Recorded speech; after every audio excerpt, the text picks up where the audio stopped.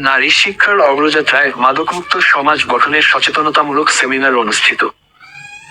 চাঁপাইনবাবগঞ্জ মাদকদ্রব্য নিয়ন্ত্রণ অধিদপ্তর এর উদ্যোগে 19 জানুয়ারি সোমবার সকাল 11 ঘটিকায় সদর উপজেলার রেহাইচর বালিকা উচ্চ বিদ্যালয়ের প্রাঙ্গণে নারী শিক্ষার অগ্রযাত্রায় মাদকমুক্ত সমাজের ভূমিকা শীর্ষক এক সচেতনতামূলক সেমিনার অনুষ্ঠিত হয়।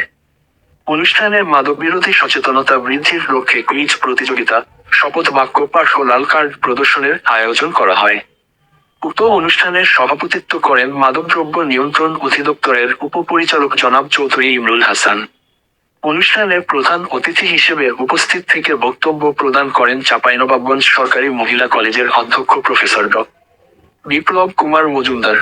প্রধান অতিথি বক্তব্যে বলে, মাদকদ্রব্যের ভয়াবহ সামাজিক ক্ষতি, নৈতিক অবক্ষয়ের প্রতিরোধ এবং নারী শিক্ষার মাধ্যমে তারুণ্য নির্ভর, উন্নত, সমৃদ্ধ, বৈষম্যহীন, জবাবদিহিতামূলক ও মাদকমুক্ত বাংলাদেশ গড়ে তোলার গুরুত্ব তুলে ধরেন। বিশেষ অতিথি হিসেবে উপস্থিত ছিলেন রেহাইচর বালিকা উচ্চ বিদ্যালয়ের প্রধান শিক্ষক মহ. হাসান আলী। এছাড়াও অত্র বিদ্যালয়ের সরকারি শিক্ষকবৃন্দ অনুষ্ঠানে উপস্থিত ছিলেন। অনুষ্ঠান শেষে শিক্ষার্থীদের মাঝে মাদকবিরোধী স্লোগান সংবলিত উপহার সামগ্রী বিতরণ করা হয় এবং সমবেতভাবে মাদকবিরোধী লাল কার্ড প্রদর্শনের মাধ্যমে অনুষ্ঠানের সমাপ্তি ঘোষণা করা হয়।